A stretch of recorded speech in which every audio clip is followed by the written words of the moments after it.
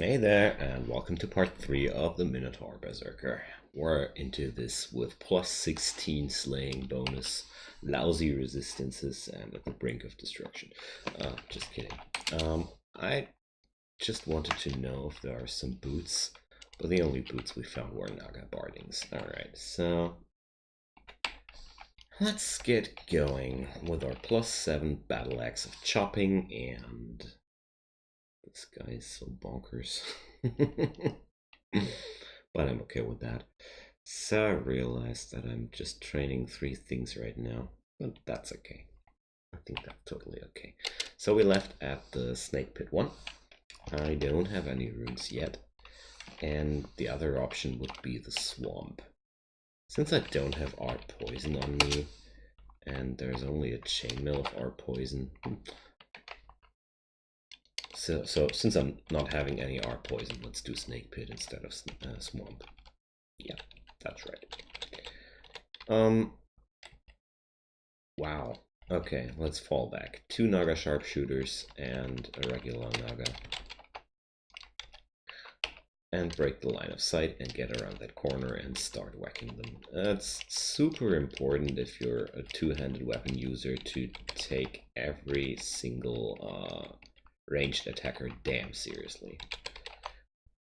Because they can do such tremendous amounts of damage. And I'm going to kite back from that shock serpent.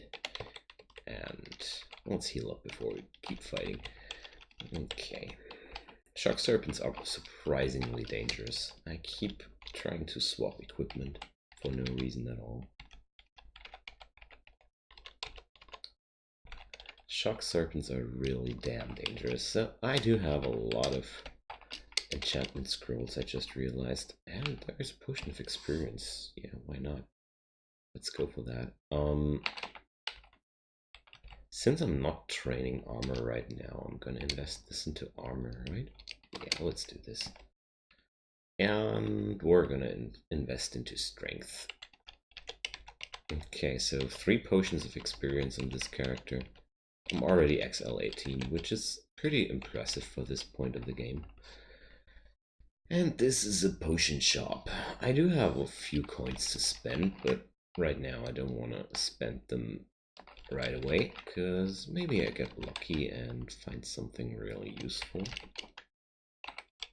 And there's another scroll of brand weapon, but I've made my decision. I'm running axes, so I don't need any more brand weapon scrolls, because this plus 9 battle axe of chopping is all I need to finish this game. I really don't need more. Again, trying to break the line of sight with the sharpshooter as good as possible and keep whacking.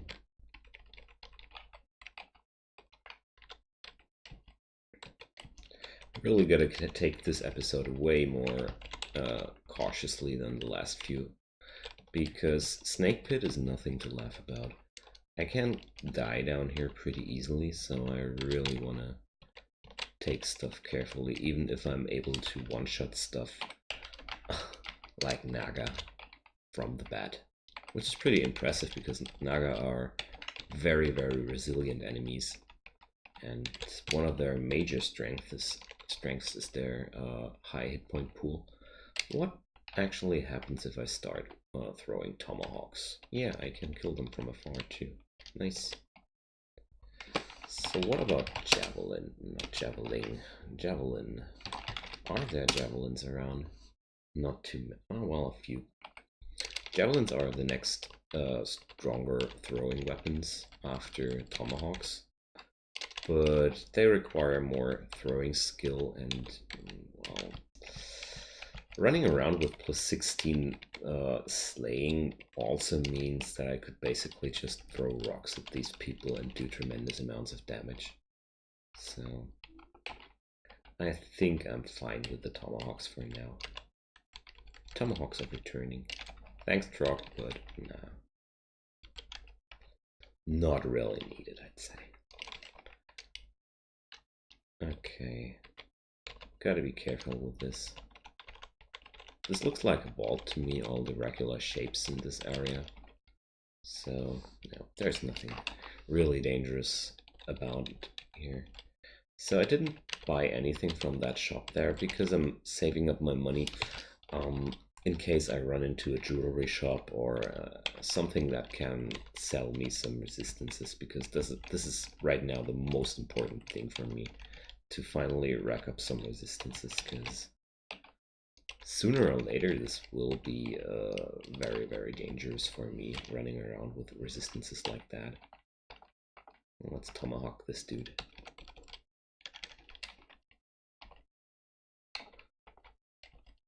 And same goes for him. There we go. Some more sharpshooters are showing up. Again, 2 sharpshooters showing up always brings me to the point where I want to be cautious if there's Vashnia around. That's a unique Naga sharpshooter boss down here. Which is, in my opinion, one of the most dangerous uniques you can meet in the snake pit. Oh, well, sure, teleport this stuff on top of me. Why not? The only thing which would be even better than the battle axe I'm already wielding would be a vampiric battle axe. That would be absolutely bonkers if I could get hands on a vampiric battle axe now. So, a little less caution here. I mean, I do have 14 scrolls of teleportation and a few blinking as well, so there's no need to be too cautious here, but I really want to keep an eye out on sudden damage spikes on me. So I accidentally walked into an alarm trap, got marked, but it was okay. So that's, again, quite a bunch of sharpshooters, but looks like it's only sharpshooters for now. So, is there any... There's a battle axe, enchanted battle axe of freezing. I'm somewhat tempted to go for that brand weapon and at least have a try if I can enchant a vampiric.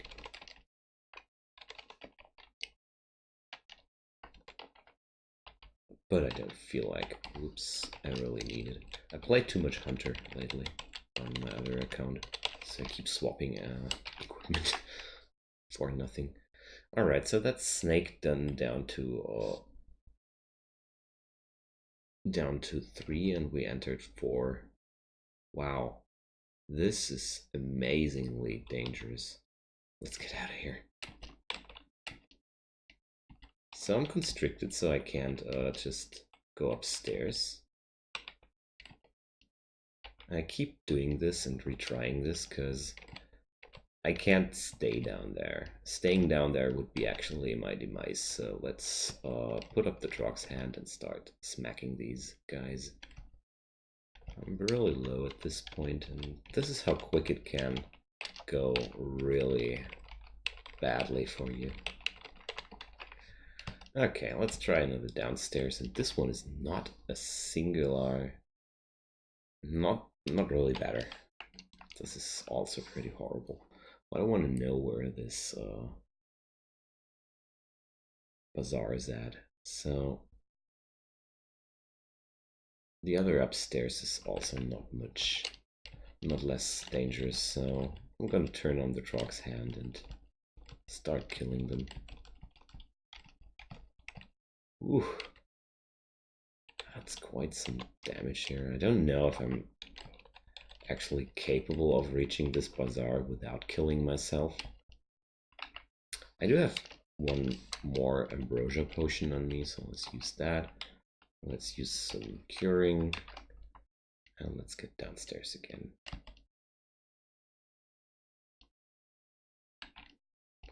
Trog's hand, and I really want to get to this bazaar, actually. So, I survived the initial onslaught.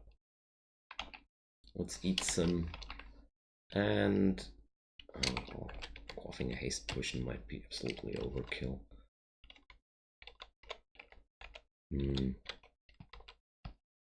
So this is one of those situations where I'm wondering if it's actually worth trying to reach this bazaar, because it's really getting dangerous here.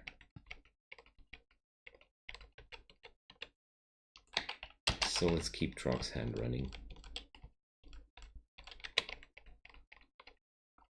So it's stately tolling of a distant bell. Okay, so I have a few more turns left. I'm gonna go through this room because I have digging on me. Good. And let's dig through this wall.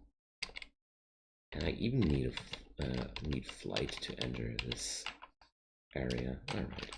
Luckily, I have two more flight potions, and I really wanted to get here because, like I mentioned, I'm missing resistances, and well, maybe I get lucky with those shops here. Manual dodging, that would be insane, but I can't afford that. Few potions, good potions too. Books, yeah. Yeah, while I'm here, might as well pick up the haste potions, because those are pretty good. And since I'm having this resistance problem, I'm gonna pick up all those resistance potions. They're only one-time use, but they solve my problem, at least for a moment. So let's get back into this. I was wondering if I should swap over to Swamp to clear out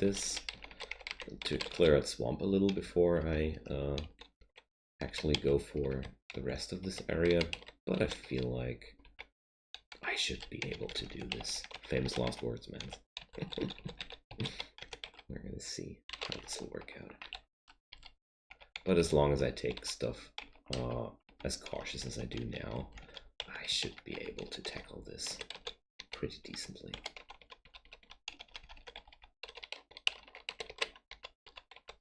So it turns out this staircase looks like it's leading directly into the room vault, which is really insane. I don't know this ending of the snake pit, but that's why I play drunk. There are always some changes added I don't know yet, but maybe this is hanging around longer than I know, and I just didn't run into it ever. It's also pretty possible. But I certainly was a bit spooked there for a moment when I wasn't able to go upstairs to the constriction. And these are these little nasty things that can really mess up your day, like getting surprise constricted. And this is quite some Nagaraja party here. So I'm gonna go for might and agility here, because I really want to get rid of these as quickly as possible. I don't want to berserk right now, because Nagaraja can teleport me around, and getting teleported around while being berserk is really bad. Or at least it can be really bad. It's not automatically really bad, but if you get teleported in a huge bunch of enemies while your berserk just went down, you're in for some trouble, my friend. So that's why I didn't want to berserk into this, but I have so many potions on me of might and stuff like that, so I can use them from time to time as well. Okay, let's clear this. Tossing a few tomahawks in this dude. But it looks like the worst part is already on me. Okay. Holy shit. Sorry for that, but that's really some holy shit moment. Being surrounded like that is really horrible. The Nagaraja can deal horrible amounts of damage, but I can safely blink over to the staircase there. So we're gonna activate Trog's hand, and I'm gonna quaff an agility potion here for some more evasion. And then we're gonna call some brother in arms. And I got a juicy iron troll. Nice. But these guys are really wrecking me apart. I don't know if I really wanna try fighting into this. Nah. First of all, we're going to try what a Scroll of Fear can do for me. A little bit. Broke up the situation. A few of them went fleeing, but I really have seen enough of this. Let's blink over to the staircase, and I don't want to go upstairs immediately. Instead, I want to cure the poisoning and maybe sip in a heal wound potion. But I want to use the uptime of my Iron Troll a bit longer, so let's use another heal wound potion. I know I don't have endless of those, but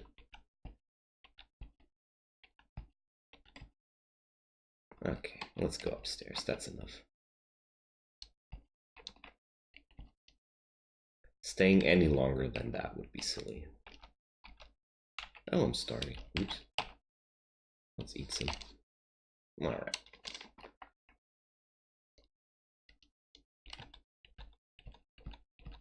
Berserking would have been not really an option here, due to the same reasons, like I said before. When I'm Berserk, I can't get teleported around, although the whole level is pretty much cleared out, but another major problem here would have been the fact that I can't read scrolls, and I wouldn't been able to blink away from this, and that's really horrible. So, wow, getting really messed up here. Let's heal from poisoning and smack these guys. And quickly go upstairs. This is one of the most dangerous snake pit endings I've ever seen, actually. Because normally you don't get this combination of, like, what was that? Like 10 Nagaraja or such at once, combined with a ton of Guardian Serpents. That's pretty insane. That's because the Guardian Serpents can summon these guys on top of you with their skills.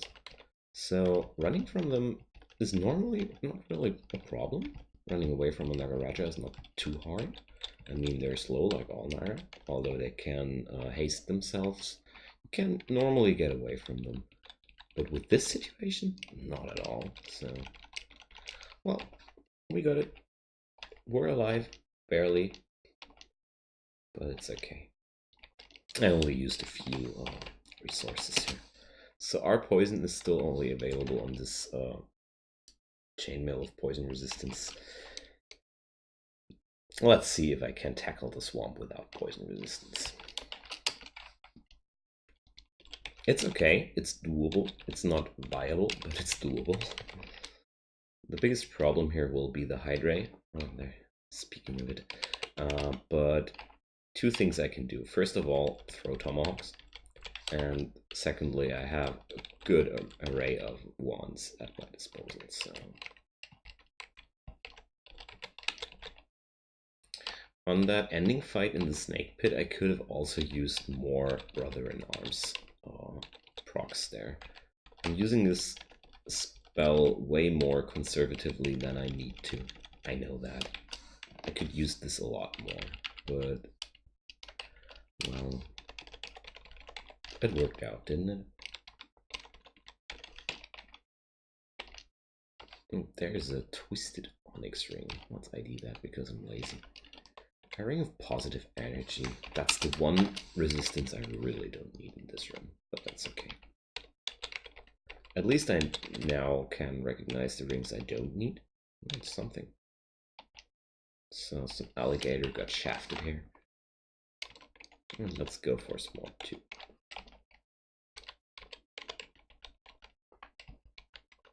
This time I really want to survive this run because, well, every time my characters get lucky like that, they get a very good chance to die because they get lazy and overconfident and stuff like that.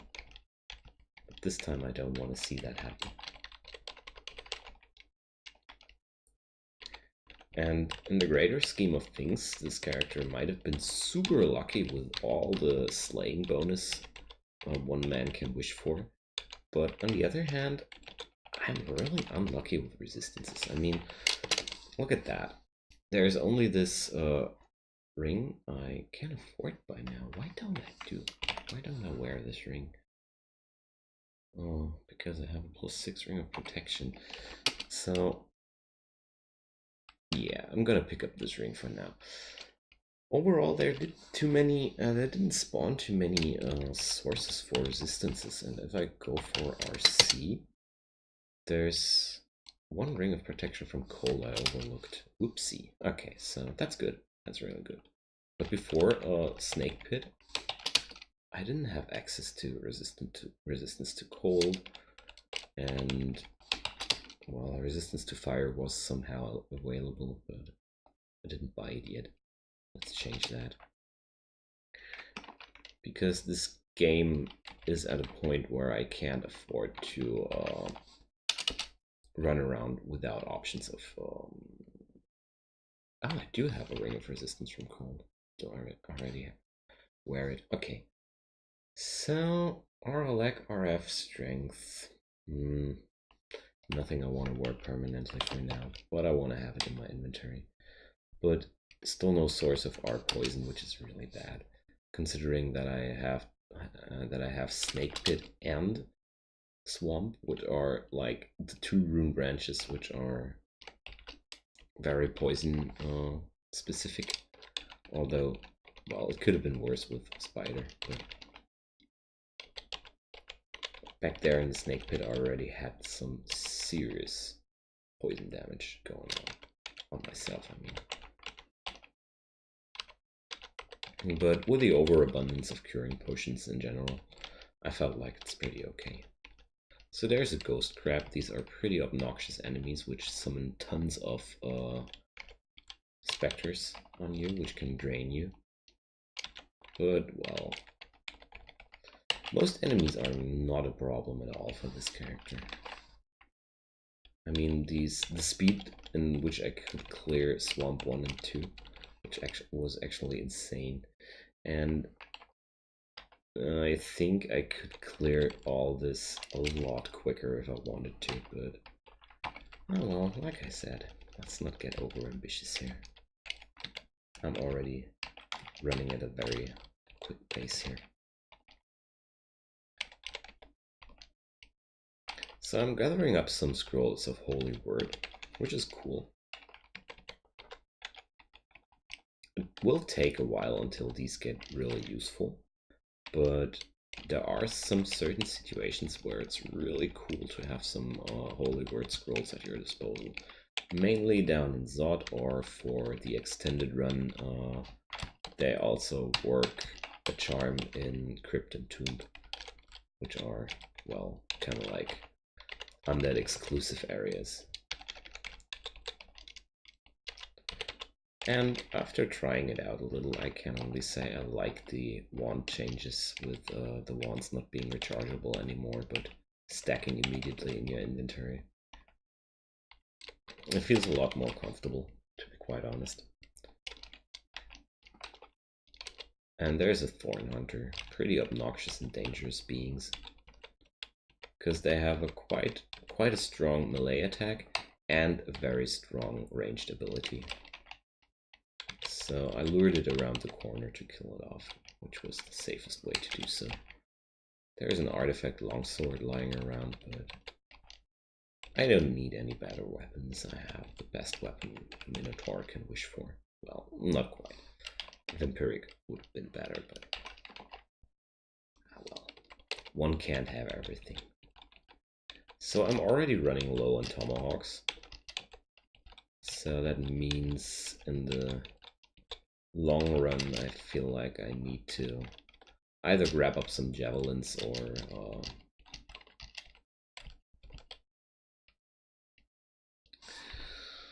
or search for more tomahawks. So this druid enraged the forest, and I'm gonna go upstairs and heal up, because these swamp dragons are really obscene when you're having no R poison, which I sadly don't have. So there's a 7-headed hydra. Let's check if I can. Yeah, I do enough damage to just chop this hydra down. And you know what, guys, we're gonna do something. I'm gonna pick up those Swamp Dragon scales. They are a lot weaker than my Pearl Dragon scales, but they offer innate poison resistance, and that's exactly what I need right now. And considering how many dragons there were already rushing towards me, chances are I will face some more down here. So it's a Ring of Flight. In general, these rings are really cool, but I don't need it too much. So there's ugly things. These normally don't show up in the swamp, unless it's one particular ending where they show up. So it's a rune level. Let's magic map. Alright, so the rune vault's down there, and this could be also something, but we're gonna see. So there's another book. I'll just burn it on sight. I'm not interested in looking at it because that's pretty comfortable being a Trog follower. You don't even need to mess around with books. You don't even need to look at them. And there's Mara. Oh, I hate Mara. It's one of the most obnoxious uniques I know in this whole game. It's kind of like one Rakshasa from hell. But I feel like I am powerful enough to take her down. But to tackle down Mara, I need fire resistance. So let's have a look at her skills. Let's Pain, Bolt of Fire, and Summon Illusion, and Mara Summon and Blink. She can summon herself, copies like a Rakshasa, and she can summon illusions from the player. And there we are. Strategy about how I'm doing this is just going upstairs until the summons have despawned, and then I'm gonna return. And then we're gonna go upstairs, because these summons can't follow upstairs. And right now I just need one clean shot. I don't have an anti-magic weapon, that's a bit sad. For this scenario, I don't want to go Berserk, because against blinking enemies, don't go Berserk. They can just blink away, and at some point your Berserk will run off, and then you're standing there, slowed, weakened, and the enemy you're fighting is standing a few tiles away from you and giggling and killing you. So while Berserk is a very powerful ability, you need to know when to use it. Alright, so this is terrible. This is outright terrible. I'm gonna zap this wand of flame to hit the Thorn Hunter, but what I'm gonna do here is to immediately read this teleportation scroll. I'm gonna swing this Evening Star a little on the Hydra, and let's get away from here for now, because these Thorn Hunters are really terrifying, especially if there are two at once in your face. That's nothing you want to mess around with. And it would be really embarrassing to die with 18 teleportation scrolls in your pocket because you felt like a boss, which doesn't need to run from time to time. That's why I'm carrying around this Evening Star, mainly for large agglomerations of Hydra. Because my axe here is strong enough to kill off Hydra, even if I'm multiplying their heads. The thing about Hydra and their heads is every time you chop off a Hydra head and the new one grows back, they get healed by some flat amount. And if you're doing more damage than their healing per head actually activates, you're good to go. You can kill them even if you're multiplying their heads. But you will make the fight overall, in general, a lot more dangerous, because more heads mean more attacks, and more attacks mean more. I don't think I need to explain that further. So there's a battle axe, an unbranded one. Okay. Potions of haste. I'm running around with 11 potions of haste, so that's really cool considering the orb run later. So that's 2 runes for this run. Let's have a look at the clock. We're not too long into this video now. I feel like this character progresses insanely quickly. Because all the other runs I've been recording, like grabbing up 1 rune was always a full episode, I felt like. And this guy is grabbing up two runes in the time, in half the time I need for another character to grab up just 1. So it's insane. But it's quite some fun to play Minotaur Berserker, always, gotta say. Alright, we got 2 runes in the pocket there, right? Right.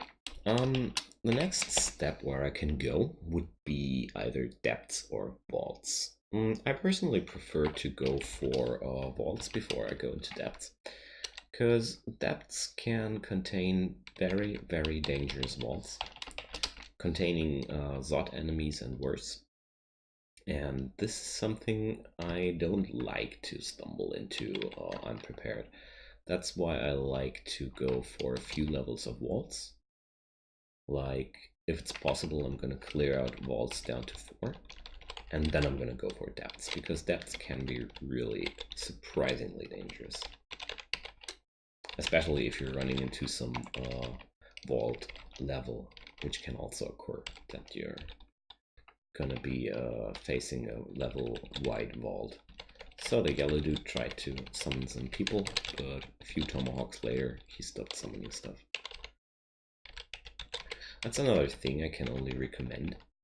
Have some ranged option for every single character you play. You don't need to regularly go into ranged attacks. You don't need to use ranged attacks as your primary source of damage. That's not what I'm trying to say. What I'm trying to say is have some contingency plan to smack off people at a distance, because you will run into situations where you really need to take initiative and start hammering in damage as quick as possible. And that's why I really like to emphasize the value of some ranged option. That can be wands, that can be a ranged weapon, or both. Like in my scenario, I went for some evocations and some throwing, which is kind of like overkill, because one of both options would have been enough. But I did have the experience left, so I'm not slowing my progress here overall. Right now, well, the combat aptitudes of a Minotaur are so insane that, yeah, I can easily learn all this. So Trog is, by the way, only one option of finishing the game as a Berserker, of course. Minotaurs work also particularly well with lots of other gods. They synergize very well with Okabaru and Makleb. Obviously, I mean, almost every race is good. Can be well played with Makleb or Okabaru or Trog, actually. These 3 gods have a lot of power for every combat-based character, I'd say. And at some point, sooner or later, you will stop playing these gods because their playstyle is so straightforward that it can get a bit boring if you're just doing these 3 gods, for example. But from time to time, they're good fun. So that's Vaults 1, and let's go for Vaults 2. Still hoping for some source of resistances here. So far nothing showed up. And there's this Overmage. They alone are enough reasoning to put up a Trog's Hand, because I don't want to get randomly paralyzed by them. Because I might be killing everything with ease, but I'm also pretty vulnerable overall. So that's quite a bunch of people here. And I'm running away here, because I don't want to have those yellow guys standing in my line of sight. Because when they're in your line of sight, they start summoning stuff. When they're not in your line of sight, they won't do that. So he started his Song of Recall thingy now, but since we've killed a lot of them already, it's okay that he went for summoning people. The yellow guys will always summon enemies from the floor you're at. So basically you can let them summon all the stuff from the floor you're at. So if you're up to kill all the stuff on the floor directly and quickly, you can also let them do their thing. And magical power ring. This game doesn't want to give me resistances somehow. So there's a new amulet. Let's check it out. Magic regeneration. I'm running around with a regular regeneration, which I personally find better. What do I want with my magic points? I'm not having guardian angel, so wow. I mean, that's an example for how dangerous the life of a two-handed weapon wielder can be, because you don't have terribly high defensive values, and I just realized that I don't need to wear these Swamp Dragon scales anymore. I can swap over to the Pearl Dragon scales again. My AC is not insanely high, so trolls do a lot of damage up front, so this can quickly turn into a very bad situation when you're surrounded by too many of those. And there's a deep elf demonologist. Very, very dangerous people, because they can summon high level demons which you don't want to run into. And as with every other summoner, break the line of sight and stop them from summoning things. If not possible, kite to the next stairs and get upstairs. Wait a few turns until their summons despawn. That's also always a legit option. So I got marked again, but I'm not too unhappy about being marked here. I'm standing in a very good room to be marked, because here enemies can come and they can't surround me or anything like that. In general, when you're playing a two-handed weapon build, you want to be very, very cautious with getting surrounded in general. And this is kind of like weird, because the cleave effect of your axe actually profits a lot by a lot of being surrounded, but I would only recommend doing this if you're either running Macleb and getting heals from every killed enemy, or if you're having a vampiric battle axe. So that's an anti-magic battle axe. That's also pretty neat. I don't need this evening star anymore because I have this wonderful... I've already cleared the swamp and I have this wonderful anti-magic battle axe now. And I'm so happy about this because anti-magic weapons are really good when it comes down to battle undead enemies and demons. Because you can't shut down the magic of a demon or an undead by no, undead you can actually silence, but you can't silence demons. And some other ugly things like orbs of fire down there in Zod can't be silenced too. But they can be, their magic attacks can be shut down by anti-magic. And that's why it's really cool to have an anti-magic weapon in general. Alright, looks like we're gonna play this episode until I hit, until I've cleared B4, if I don't blow myself up here. So that's level 21 for me. I'm gonna go for more strength, because I want to be ready for the first gold dragon scales showing up. And I also want to run away right now. I'm pretty beaten up, and there's no reason to overstay here and just get killed randomly. Oh, I have the wrong axe in my hands. Well, that explains a lot.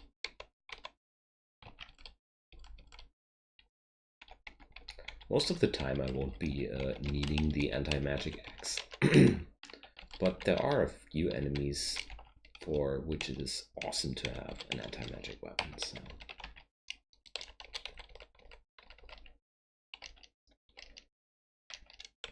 Let's just keep going. This is something I eagerly let myself get surrounded here because it's only a few zombies. Nothing too terrible here. And I get marked again. But getting marked right next to an upstairs is not too terrible. Yet again, this is one of those situations where I think well, it's okay to be marked. Come at me. At least I don't have to hunt you people down then. Ugh, wind drakes. Such obnoxious beings. They knock you back with their breath attack. So there's an executioner's axe. Thanks, Trog.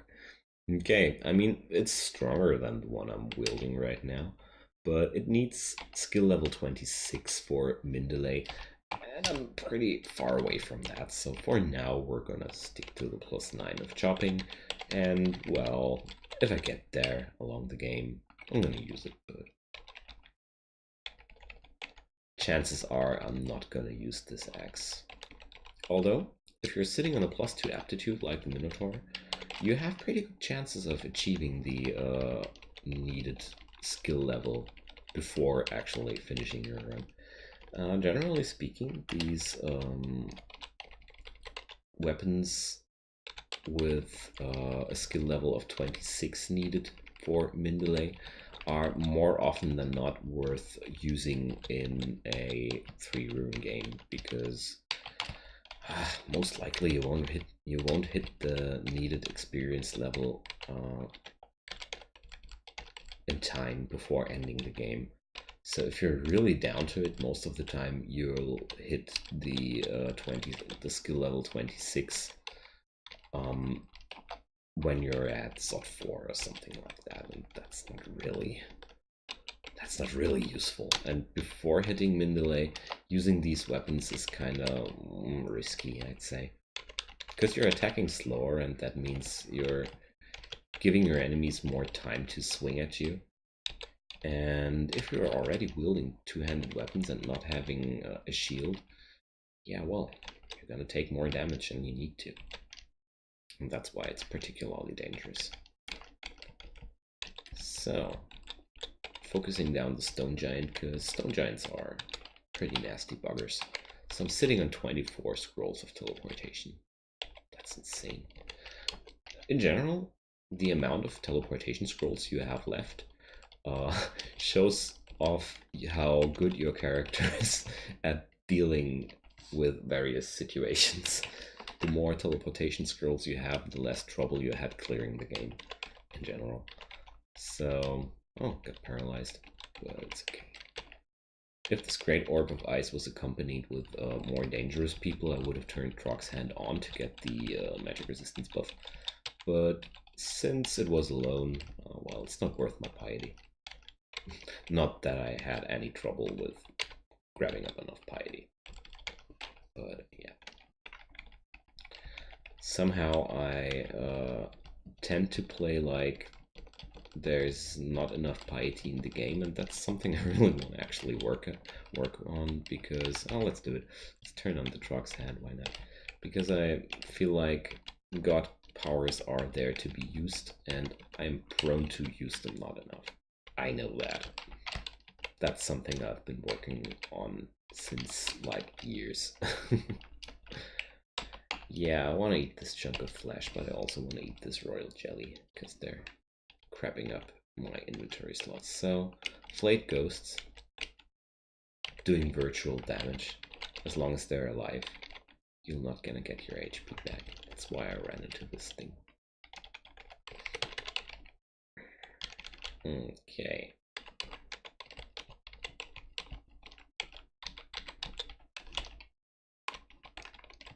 So there's another bunch of Yaktor, no problem at all. And an artifact ring mail. I don't think it's gonna be good because it's only a ring mail, but Who knows, maybe it's a plus 12 crazy bonkers armor, but no, it's only plus 1.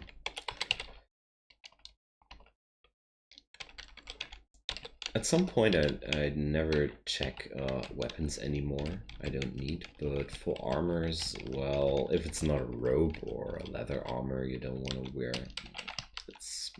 I think it's worth checking them out, because sometimes you get such insane enchantment levels on artifacts. More often than not you don't, but well, if this was some sick plus 12 armor, I would have totally swapped into this. So I'm gonna call some brother in arms here, because this situation is getting out of control. Too many people smacking me here, and yeah.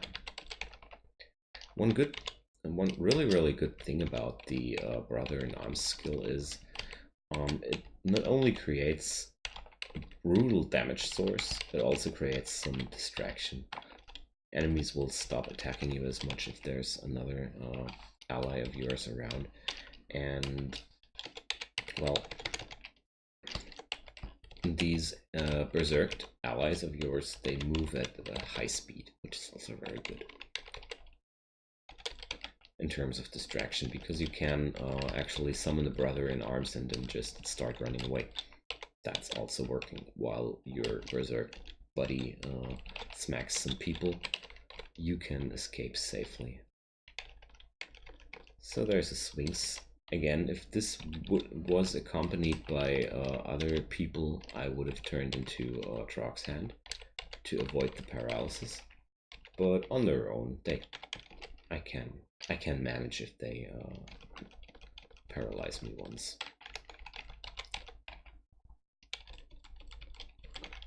So one thing about fire giants and ice giants that's worth noting, the ice giants always come with a battle axe of freezing, and the fire giants always come with a great sword of flaming. So if you're down to two-handed axes or swords, that's something you can rely on 100%. These weapons you will get no matter what, because there will be no game where you'll not be facing some fire giant or some frost giant at some point. They're always there. So that's pretty nice to know that you can rely on some items, because you can't rely on a triple sword showing up. So there's some ogre hanging around that corner, and that's why I went for Trog's hand here, because I don't know how quickly they will join the fight. So I got marked. It's a bit late to mark me, my friend. Is there still anybody hanging around there? I don't think so. So let's check if I overlooked anything. So there's the ring I'm carrying around. Alright. And, you know, no better options for resistances. My fire resistance is bugging me a little, because for Zod I will need more fire resistance than that. But for now it's pretty okay. So let's have a look at the clock. Yeah, we're in there 45 minutes like. So in this episode we grabbed 2 runes and cleared vaults down to 4. Not bad. And that's really pretty impressive, I'd say. But with this slaying bonus, it's not too hard to achieve. So the next episode will be most likely the first level of depths, I'd say. And after that, we're gonna have a look-see into the Elven Halls. I think that's roughly the plan here. So I hope you guys enjoy this run. I do it a lot. It's very, very relaxing to play a Minotaur from time to time, and I hope you guys enjoy your time too, and tune in again for the next episode. Until then, see you guys and bye-bye.